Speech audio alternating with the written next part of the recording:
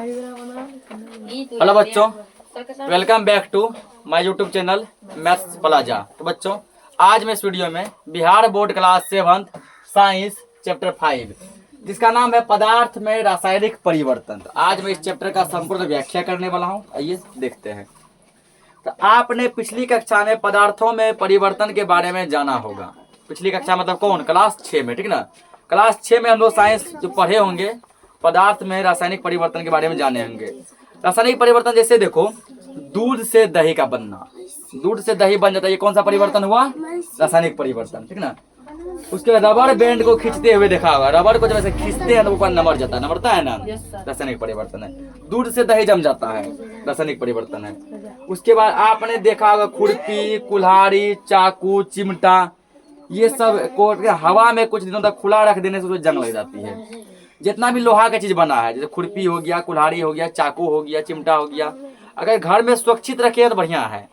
अगर उसको क्या करते हैं, हवा में खुला छोड़ देते हैं कि उसमें क्या लग जाती है? जंग लग जाती है। रासायनिक परिवर्तन है ये भी। रसोई में लोहे का गिला तवा देखा होगा, ठीक ना, खुला छोड़ देने पे जंग लग जाता है। जब नया खरीदते हैं जंग नहीं रहता है, जब उसको खुला छोड़ते हैं क्या लग जाता है? जंग लग जाता है, ठीक ना। आपने कुछ ऐसे और नए नए बात देखे होंगे, जैसे कॉपर सल्फेट विलयन में, ठीक है ना। जब ये है, देखो ये क्या, कॉपर सल्फेट का विलयन है, कॉपर सल्फेट का विलयन, यानी पानी जो है इसमें कॉपर सल्फेट मिला हुआ है, ठीक ना। इसमें क्या करो, लोहा का कांटी डाल दो।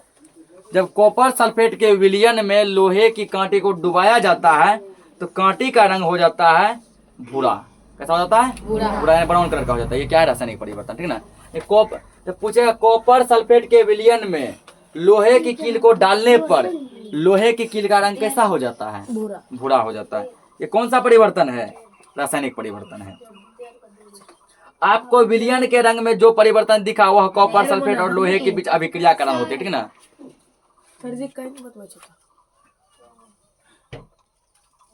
ठीक ना।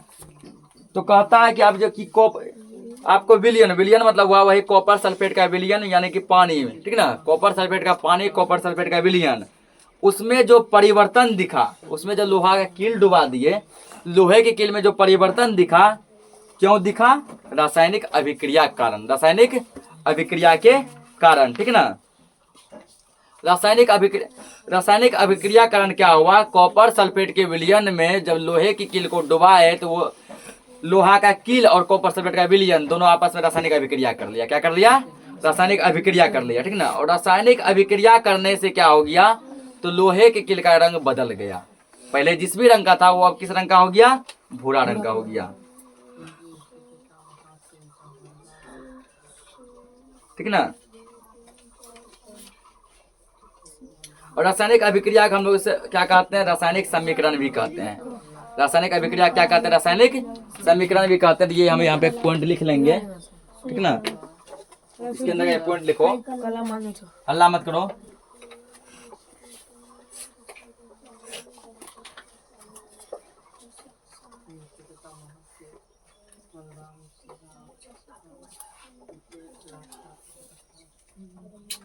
देखो, जब कॉपर सल्फेट के विलयन में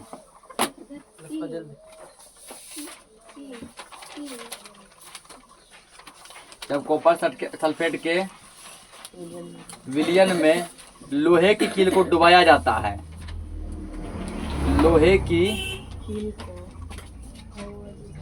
कील को डुबाया जाता है, लोहे की कील को डुबाया जाता है तो विलयन के रंग में परिवर्तन हो जाता है। कॉपर सल्फेट का जो विलयन जो है उसका भी रंग बदल जाता है, ठीक ना। कॉपर सल्फेट का विलयन जो उसका भी रंग क्या होता है? बदल जाता है। देखो पहले क्या था? पूरा ब्लू था, नीला था, ठीक ना। अब देखो हल्का नीला हो गया। और क्या होता है? कांटी पर भूरे रंग की परत चढ़ जाती है। जब कॉपर सल्फेट के विलयन में लोहे की कील को डुबाया जाता है तो विलयन के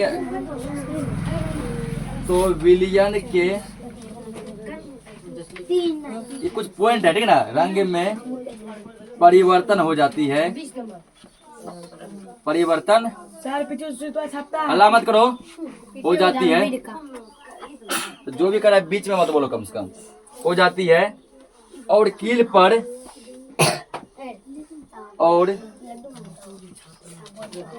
पर भूरे रंग की परत जमा हो जाती है।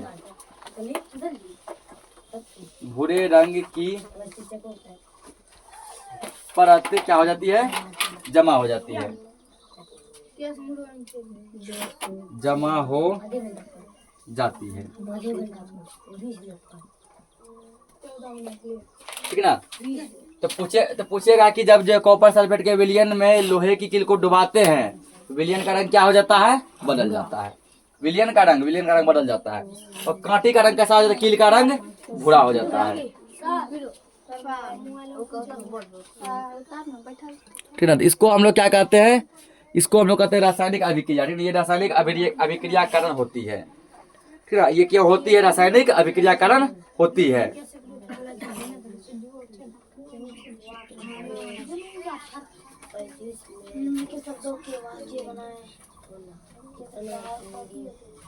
आगे समझते हैं। आगे दिया है, क्या खाने के सोडे एवं नींबू के रस के आपस में कोई क्रिया हो रही है? खाने का सोडा मतलब मीठा सोडा, सब जानता होगा उसको, जानता है ना। मीठा सोडा जो पूरी सब में जो है कोई भी चीज को फुलाने के लिए डाला जाता है, रसोई में डालते हैं ना। नींबू सब जानिए रहा है। जब जो है नींबू के रस में जब मीठा सोडा को डालेंगे तो क्या होगा? सीसी में हो रही अभिक्रिया को ध्यान से देखिए और बताइए कि सीसी में गैस बन रही है। कोई जवाब भी किस अवलोकन के आधार पर आप बता सकते हैं कि सीसी या प्रणाली में कोई नया पदार्थ बन रहा है, ठीक है ना। यहाँ एक अभिक्रिया कराया गया, ठीक है ना। यहाँ क्या किया गया? एक अभिक्रिया कराया गया। कहता किस अवलोकन से आप बता सकते हैं कि यहाँ कोई नया चीज बन रहा है? देखो अभिक्रिया क्या हो रहा है। अभिक्रिया ये हो रहा है, चित्र में दिखाए गए तरीके से रिफिल को साइकिल के वॉल पिन, ठीक है, साइकिल के वॉल्व, ट्यूब या रबर की नली से जोड़कर इस प्रकार सजाइए कि रिफिल का खुला सिरा शीशी या परखनली या बोतल के रबर के ढक्कन से आर पार होकर शीशी या परखनली के अंदर जा सके। ऐसा होना चाहिए, ठीक है ना। इस साइकिल का वॉल पिन है, ये क्या है? रिफिल है। ये क्या है? रिफिल वही कौन? इंक जो ठीक है ना, वो है। शीशी में एक चुटकी भर खाने का सोडा यानी कि मीठा सोडा डाल दीजिए, या डाल दिए, ठीक ना।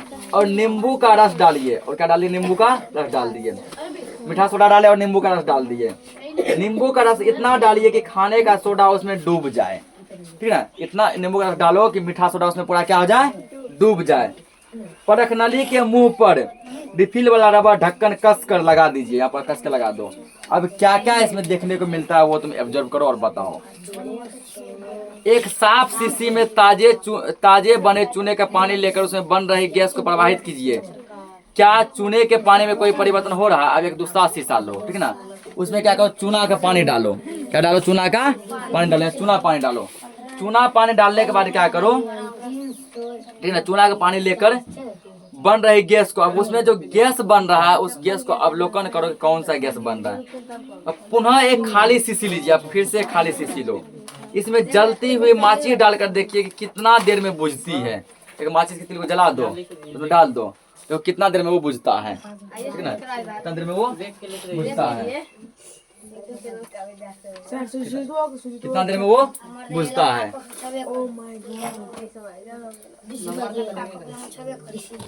अब इस शीशी में उपर्युक्त क्रियाकलाप द्वारा बने गैस को जमा कीजिए और फिर से जलती हुई माचिस अंदर डालिए, ठीक ना। कहता है कि जो क्रियाकलाप ऊपर हो रहा है उसको ऑब्जर्व करो, माचिस का तिल जला के फिर डालो। ये प्रक्रिया कई बार करो, 2-3 बार करो।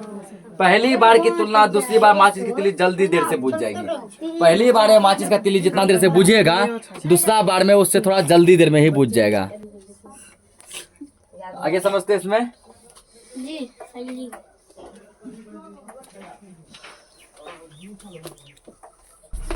अब समझो आगे इसमें अगला हेडिंग है कार्बन डाइऑक्साइड की कहानी, ठीक ना। कार्बन डाइऑक्साइड की कहानी। तो कार्बन डाइऑक्साइड गैस के बारे में सब नाम सुना होगा। हम लोग सांस में जो गैस लेते हैं वो कौन सा गैस है? वो ऑक्सीजन गैस है, ठीक ना। हम लोग ऑक्सीजन गैस को सांस में लेते हैं, ठीक ना। और जो गैस सांस से छोड़ते हैं वो कौन सा गैस है?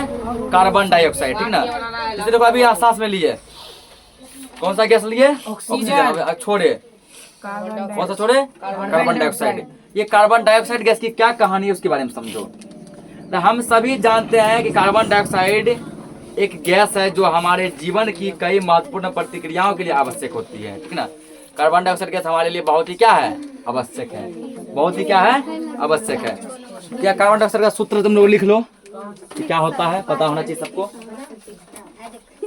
कृपया कार्बन डाइऑक्साइड का रासायनिक सूत्र, कार्बन डाइऑक्साइड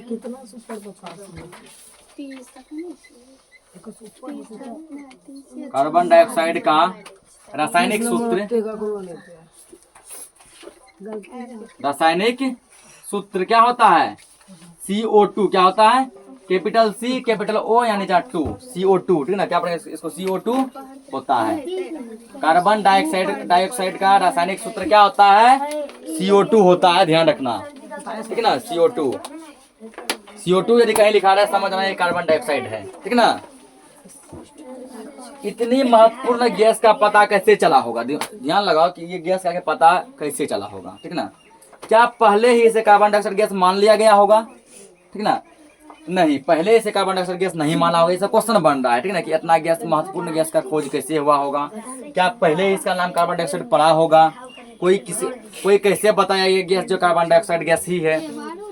तो कार्बन डाइऑक्साइड की खोज की दिशा में पहला महत्वपूर्ण कार्य जॉन हेलमॉन्ट ने 1630 ईस्वी में किया था, ठीक ना। कार्बन डाइऑक्साइड खोज के बारे में सबसे पहली बार खोज कौन किए थे? खोज का प्रयास कौन किए? उस वैज्ञानिक का नाम था जॉन हेलमॉन्ट। जॉन हेलमॉन्ट, ठीक ना। जॉन हेलमॉन्ट नामक वैज्ञानिक ने कार्बन डाइऑक्साइड गैस की खोज करने का प्रयास किया था। कब? 1630 ईस्वी में। 1630 ईस्वी में, आज से 400 साल पहले। आज से 400 साल पहले हेलमॉन्ट ने एक पात्र में चारकोल को जलाया। चारकोल यानी कि कार्बन को जलाया, कोयला को जलाया, ठीक ना। तो उन्होंने पाया कि जलने के बाद बची राख का वजन चारकोल के वास्तविक वजन से काफी कम हो गया। जलने के बाद जो राख बचा था, उस राख का वजन पहले की तुलना में चारकोल के वजन से कम हो गया। चारकोल के वजन से क्या हो गया? कम हो गया। इस आधार पर उन्होंने यह निष्कर्ष निकाला कि चारकोल के द्रव्यमान में हुई कमी एक अदृश्य पदार्थ में परिवर्तित हो गई है। और चारकोल के द्रव्यमान में, वजन में जो कमी हुई है, वो कहीं ना कहीं कुछ चीज में कन्वर्ट हो गया। कुछ चीज में क्या हो गया? कन्वर्ट हो गया। उस चीज में कन्वर्ट हो गया जिस चीज को हम लोग देख नहीं पा रहे हैं, ठीक है। कोई ऐसा चीज में कन्वर्ट हो गया जिस चीज को हम लोग देख नहीं पा रहे हैं, जिसे उन्होंने वुड गैस नाम दिया। क्या नाम दिया? Would gas. वुड गैस बोला कि ये चारकोल का वजन जो है कम होके जिस चीज में बदल गया, जिस चीज में कन्वर्ट हो गया, उस चीज का नाम है वुड गैस। क्या नाम है? Would gas. उन्होंने सूक्ष्म जीवों द्वारा किण्वन और कुछ अन्य प्राकृतिक प्रक्रियाओं में भी इसी गैस को बनने की पहचान की। ये श्वसन, सांस लेने में भी क्या क्या इसी गैस के बारे में बताया, इसका पहचान किया, ठीक ना।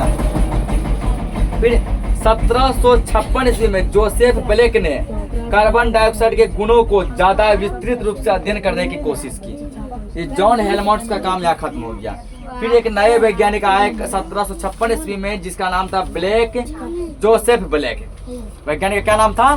Joseph Black. ये क्या किया? कार्बन डाइऑक्साइड के बारे में और विस्तार पूर्वक पूरा खुल के बताया। उन्होंने पाया कि चूने के पत्थर को गर्म करने पर अथवा अम्ल से क्रिया कराने पर एक गैस निकलती है, ठीक है। चूना पत्थर को जब गर्म करते हैं उससे एक गैस निकलता है, ठीक ना, जिसे ब्लेक ने फिक्स्ड एयर कहा। उस गैस को ये नाम दिया फिक्स्ड एयर। फिक्स्ड एयर ये नाम दिया। उन्होंने पाया कि फिक्स एयर वायु की अपेक्षा अधिक भारी होती है। वो जो गैस बना, जिस गैस का नाम दिया फिक्स्ड एयर, वो नॉर्मल हवा की तुलना में थोड़ा भारी था। क्या था? भारी था। यह ज्वलन तथा जीवन में मदद नहीं करती, और वो जो गैस था वो किसी भी पदार्थ को जलने में हेल्प नहीं करता, ये देखा। उन्होंने जब चूने के जलीय विलयन में कार्बन डाइऑक्साइड गैस को प्रभावित किया तो चूना का पानी दुधिया रंग का हो गया, ठीक ना। जब चूना के जल में कार्बन डाइऑक्साइड गैस को प्रभावित किया, ठीक ना, तो चूना का पानी कैसा हो गया? दुधिया रंग का हो गया, जो वास्तव में कैल्शियम कार्बोनेट बनने का कारण था। ये चूना का पानी जब दुधिया रंग में कन्वर्ट हो गया तो यहाँ एक पदार्थ बन गया। उस पदार्थ का नाम था कैल्शियम कार्बोनेट। क्या नाम था? Calcium carbonate. इस आधार पर जोसेफ ब्लेक ने बताया कि श्वसन की क्रिया तथा सूक्ष्म जीवों द्वारा किण्वन की प्रक्रिया में कार्बन डाइऑक्साइड गैस बनती है। बोला हम लोग सांस छोड़ते हैं और सूक्ष्म जीव जो किण्वन की प्रक्रिया करती है उसमें कौन सा गैस बनता है? कार्बन डाइऑक्साइड गैस बनता है। समझ गए कार्बन डाइऑक्साइड की कहानी। अब समझते हैं ऑक्सीजन की कहानी, ठीक ना। कि ऑक्सीजन गैस कैसे बना होगा, ऑक्सीजन गैस कैसे बना होगा, थोड़ा हम लोग अब ऑक्सीजन का कहानी हम लोग समझते हैं।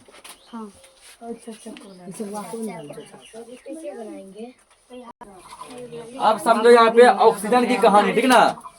कार्बन डाइऑक्साइड समझ लिए ना, ऑक्सीजन की कहानी। हल्ला बंद। 1771 ईस्वी में जोसेफ प्रिस्टले ने जलती मोमबत्ती को जाल से ढककर रख दिया। ये बात है घटना 1771 की। एक वैज्ञानिक है, उस वैज्ञानिक का नाम है जोसेफ प्रिस्टले, जो क्या किया, मोमबत्ती को ऐसे ढक दिया। इसको जार कहते हैं। मोमबत्ती को जार से क्या किया, ढक दिया, जिससे थोड़ी देर बाद मोमबत्ती बुझ गई, ठीक है ना। कुछ देर बाद मोमबत्ती क्या हो गया, बुझ गया। इसी तरह यह प्रयोग जीवों के साथ भी दोहराया गया। जैसे पक्षी हो गया, छोटा कीड़ा मकोड़ा, चुट्टा तिलचट्टा हो गया, ऐसे जीव के साथ भी किया गया। उसको क्या ढक दिया गया। पाया गया कि जीव जीवन भी समाप्त हो जाता है जब छोटा चुट्टा के ऊपर से कांच गिलास दे दिया गया, खुद में चुट्टा मर गया, ठीक ना। या कोई चींटी वगैरह था, उसके ऊपर कांच का गिलास रख दिया गया, ठीक ना, वो चींटी सब क्या हो गया, मर गया। ये पाया। जब उन्हें किसी जार को ढक कर रखा जाता है, ठीक उस तरह जिस तरह मोमबत्ती बुझ जाती है, ठीक ना। जैसे मोमबत्ती बुझ गई, ठीक इसी तरह जो है छोटे जीव जंतु के जान भी चले गए। अब प्रिस्टले ने इस जार में पुदीने की एक टहनी डाल दी, ठीक ना। अब क्या कहते हैं, पुदीना की एक टहनी डाल दिया। ये पुदीना का टहनी, ठीक ना। पुदीना का टहनी क्या किया, डाल दिया। पुदीना का अब क्या था, बगल में मोमबत्ती था, अब मोमबत्ती के बगल में एक पुदीना का टहनी डाल दिया। फिर इसको जार से क्या किया गया, ढक दिया गया, ढक दिया। टहनी डालते वक्त यह सावधानी रखी गई कि जार के अंदर की हवा बाहर आपस में मिलने ना पाए, उसके अंदर जो हवा वो बाहर में नहीं मिल सके। 10 दिन बाद जब मोमबत्ती को फिर से जलाया गया तो वह भी जलने लगी। 10 दिन बाद ये मोमबत्ती क्या होने लगा, जलने लगा। मोमबत्ती को जलाने के लिए जार को नहीं हटाया गया था, ठीक ना। बाहर से ही लेंस की मदद से उसे जलाया गया। मोमबत्ती को जलाने के लिए इस जार को उठा के माचिस नहीं जलाया गया था, कोई एक लेंस होता है ना, उस लेंस के माध्यम से क्या किया, मोमबत्ती को जला दिया गया और मोमबत्ती जल गया। प्रिस्टले ने निष्कर्ष निकाला कि पुदीने से हवा मिल रही थी। पुदीना से क्या मिल रही थी, हवा मिल रही थी, ठीक ना। पुदीना से हवा मिल रही थी, ठीक है। जिस हवा के कारण वो मोमबत्ती क्या हो गया, बड़े आसानी से जल गया। तो हम कह सकते हैं कि मोमबत्ती के जलने में ऑक्सीजन की खर्च होती है, ठीक ना। हम क्या कह सकते हैं, मोमबत्ती तभी जलती है जब ऑक्सीजन की खर्च होती है। इसका मतलब वो पुदीना का टहनी ऑक्सीजन दे रहा था। क्या दे रहा था, ऑक्सीजन दे रहा था, जिसके कारण मोमबत्ती जल गया। इस प्रकार इससे यह निष्कर्ष निकला, ठीक ना, कि पुदीने की टहनी ने कार्बन डाइऑक्साइड का इस्तेमाल करके ऑक्सीजन पैदा की। पुदीना की टहनी क्या किया, कार्बन डाइऑक्साइड को सांस में लिया, ऑक्सीजन को सांस में दिया। पेड़ पौधा हम लोग का उल्टा काम करते हैं। हम इंसान क्या करते हैं, तो हम इंसान जो क्या करते हैं ना, ऑक्सीजन गैस को सांस में लेते हैं, कार्बन डाइऑक्साइड को सांस से छोड़ते हैं। अब पेड़ पौधा क्या करता है, ठीक ना, पेड़ पौधा क्या करता है, तो कार्बन डाइऑक्साइड गैस को सांस में लेता है, ऑक्सीजन को सांस में छोड़ता है। पुदीना का टहनी भी वही काम किया, बाहर से कार्बन डाइऑक्साइड को सांस में लेकर ऑक्सीजन को छोड़ता था और उस ऑक्सीजन से क्या हो गया, तो मोमबत्ती जलता था। इस प्रकार क्या हो गया, ठीक ना, तो ऑक्सीजन गैस का पता पूरा लग गया। फ्रांस के एंटोन लेवाइजे ने भी प्रिस्टले से सुना था कि कैसे उन्होंने हवा में से ऑक्सीजन अलग करके ऑक्सीजन के गुण के बारे में बताया था। लेवोजियर ने ही स्वतंत्र रूप से प्रिस्टले के प्रयोग की पुष्टि की थी, ठीक है। लेवोजियर जो है एक वैज्ञानिक का नाम है। ये क्या किया था, जो उस प्रिस्टले जो प्रयोग किए थे उसको आगे पूरा बढ़ाया, उसके बारे में संपूर्ण जानकारी दिया।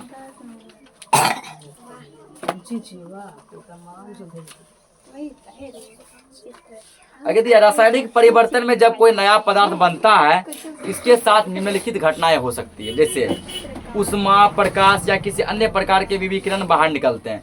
जब रासायनिक अभिक्रिया होती है, कभी उष्मा यानी गर्मी बाहर निकलती है, कभी प्रकाश यानी रोशनी बाहर निकलती है, कभी किसी अन्य प्रकार की विकिरण बाहर निकलती है, ये सब होता है, ठीक ना। कभी ध्वनि उत्पन्न होती है, ध्वनि मतलब आवाज निकलता है, कभी गंध निकलता है रासायनिक अभिक्रिया होते वक्त, ठीक ना। कभी कोई नया अजीब प्रकार का गंध निकलता है जिसको हम लोग आज तक कभी नहीं सुने होते हैं। कभी रंग में परिवर्तन देखने को मिलता है, कलर था कैसनो और अभिक्रिया के बाद कलर हो गया चेंज। कभी किसी प्रकार का नया गैस बन जाता है, नाइट्रोजन गैस, ऑक्सीजन गैस, ठीक ना, कार्बन डाइऑक्साइड गैस, ये सब गैस बन जाता है। जैसे पटाखों का विस्फोट, पटाखा जो फटता जो है, बम जो फोड़ते हैं ठीक ना, वो भी एक रासायनिक अभिक्रिया है। दिवाली जो फटाका फोड़ते हैं वो क्या है, एक रासायनिक अभिक्रिया है, ठीक ना। और उस अभिक्रिया से क्या निकलता है, जब पटाखा वाले नॉर्मल रहता है, जब उसको फोड़ते हैं रासायनिक अभिक्रिया होकर वो आवाज करती है, क्या क्या निकलता है, उष्मा निकलती है। उष्मा मतलब गर्मी। फटाखा के पास तुम जाके हाथ दो, पूरा हाथ झड़क जाएगा, पता है ना, जल जाता है हाथ, गर्मी निकलती है। प्रकाश निकलता है, फटाखा जब फोड़ते तो कौन सा हल्का चिंगारी मार के रोशनी निकलती है ना। ध्वनि मतलब आवाज निकलता है। और क्या निकलता है, एक अलग बहुत ही क्या जहरीली प्रकार की, गंदी प्रकार की गैस निकलती है ना। तो रासायनिक अभिक्रिया से ये सब चीज निकल सकता है। और वो गैस ऐसा है जो पूरे वायुमंडल को प्रदूषित कर देती है, पूरा वायुमंडल खराब हो जाता है पटाखा से। इसलिए कहा जाता है पटाखे नहीं जलाना चाहिए। अगर यार लोहे पर जंग लगना, ठीक ना, लोहे पर जंग लगना ये क्या है, आपने चापाकल के नट खिड़की के छड़ पे भूरा रंग के परत जमा देखे होंगे। चापाकल समझना 12, उसके नट पे देखो भूरा रंग का परत जम जाता है। हमारे खिड़की में जो छड़ लगे होते हैं उसमें भूरा रंग का परत जम जाता है। इस भूरा लाल रंग को जंग कहते हैं। यही जो लाल भूरा रंग है ये क्या कहलाता है, जंग कहलाता है, ठीक ना। यह एक ऐसा परिवर्तन है जो लोहे की वस्तुओं को प्रभावित करके धीरे धीरे नष्ट कर देता है। जिस लोहे की वस्तु में जंग लग गया वो वस्तु धीरे धीरे क्या होता है, एकदम नष्ट हो जाता है। पूरा धीरे धीरे क्या होता है, वो अंदर से खोखला हो जाता है। खोखला होकर वो वस्तु पूरा क्या होता है, कमजोर हो जाता है। कमजोर के पास सड़ गल के बर्बाद हो जाता है, ठीक है ना। उसके बाद चूंकि लोहे का उपयोग बड़े बड़े पुल में, जहाज में, ट्रक में, कारखाना में, फैक्ट्री में, कार में, बस में, हर एक कुछ में करते हैं, ठीक ना। इसलिए हमें लोहे की वस्तुओं को जंग लगने से बचाना होगा।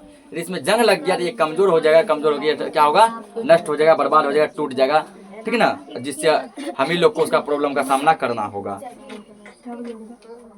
तब दिया है लोहे की वस्तु को जंग लगने से कैसे बचाएं, यानी कि हम जंग लगने से रोकथाम कैसे करते हैं। तो साइकिल के रिम और हैंडल में जंग लगते देखते हैं, ठीक ना। हम लोग साइकिल के रिम और हैंडल में जंग लगते देखते हैं।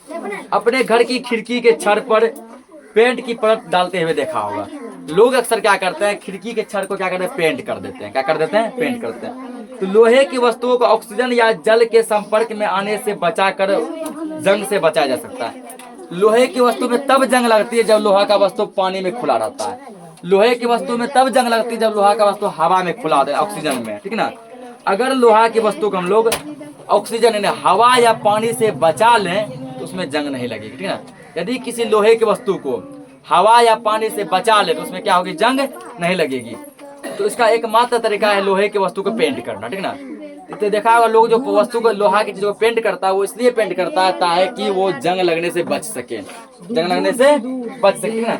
लोहे की वस्तु पर पेंट करके उसे जंग लगने से बचाया जा सकता है। 8-10 हो गया, रुक जाओ।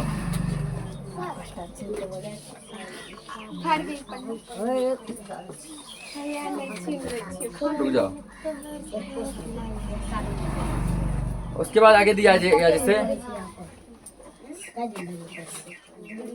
यदि हम जानते हैं कि साधारण नमक को समुद्र जल से वाष्पन द्वारा प्राप्त किया जाता है। साधारण नमक जो नमक हम लोग खाते हैं उस समुद्र के पानी से वाष्प के द्वारा मिलता है। किसके द्वारा मिलता है, वाष्प के द्वारा। इस प्रकार प्राप्त होने वाला नमक शुद्ध नहीं होता है। यह नमक जो शुद्ध अवस्था में नहीं होता, यह नमक शुद्ध खाने लायक नहीं रहता है। उसके रवा यानी क्रिस्टल छोटे होते हैं। हल्ला मत करो। इस नमक के क्रिस्टल क्या होते हैं, छोटे होते हैं। इस प्रकार प्राप्त नमक के रवा के आकार को स्पष्ट रूप से देखा नहीं जा सकता है। इस प्रकार के नमक से जो रवा प्राप्त होगा, जो क्रिस्टल प्राप्त होगा, उसको हम लोग खुली आंखों से स्पष्ट रूप से साफ नहीं देख पाएंगे। किसी पदार्थ के शुद्ध तथा बड़ी आकार के रवा उनके विलयन से प्राप्त किए जा सकते हैं। बड़ा क्रिस्टल किससे प्राप्त होगा, उसके विलयन से प्राप्त होगा। यह प्रक्रिया रवाकलन कहलाती है। रवाकलन मतलब हुआ क्रिस्टलाइजेशन, ठीक ना, कहलाती है। यह प्रक्रिया क्या कहलाती है, रवाकलन कहलाती है।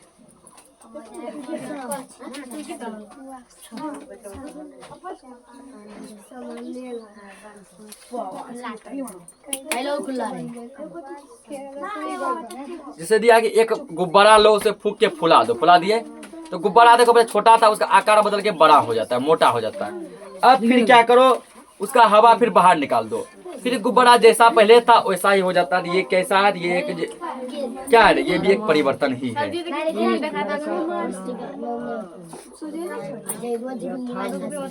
इस प्रकार ये चैप्टर क्या हो गया, पूरा खत्म हो गया। ठीक है, हमने इसमें क्या क्या सीखे?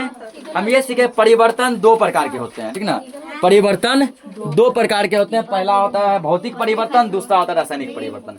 एक भौतिक परिवर्तन और एक रासायनिक परिवर्तन। भौतिक परिवर्तन में पदार्थों के भौतिक गुण होते हैं, ठीक ना, और भौतिक परिवर्तन में पदार्थों के भौतिक गुण में परिवर्तन होते हैं। और भौतिक परिवर्तन में कोई नया पदार्थ नहीं बनता है। भौतिक परिवर्तन कोई नया पदार्थ नहीं बनता। भौतिक परिवर्तन हो गया जैसे पानी जम के बर्फ बन गया, अब बर्फ से फिर पानी बन गया, पानी से फिर बर्फ बन गया, बर्फ से फिर क्या बन गया, पानी बन गया। ये हो गया भौतिक परिवर्तन, यही क्रिया होते रहता है। और रासायनिक परिवर्तन में क्या होता है, नया पदार्थ बनता है। रासायनिक परिवर्तन में क्या होता है, नया पदार्थ बनता है। जैसे दूध से दही बन गया, क्या अब दही से दूध बन सकता है? नहीं, ये हुआ रासायनिक परिवर्तन। किसी चीज को जलाने पर राख बन गया, अब क्या राख से फिर वो चीज फिर से बन सकता है?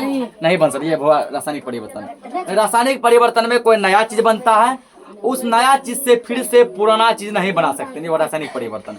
भौतिक परिवर्तन में नया चीज नहीं बनता है। पानी से बर्फ और बर्फ से पानी, या पानी को यदि गर्म कर दिया तो वाष्प बन गया, वाष्प को ठंडा कर दो फिर पानी बन जाएगा, ठीक ना। पानी को ठंडा कर दो, बर्फ बन गया, बर्फ को गर्म कर दो, पानी बन गया। ये सब हुआ भौतिक परिवर्तन। कुछ पदार्थों को रवाकरण के द्वारा उसके विलयन से शुद्ध अवस्था में प्राप्त करते हैं। इसके साथ ये चैप्टर हो गया खत्म। मिलते हैं हम लोग नेक्स्ट लेक्चर में, तब तक के लिए जय हिंद।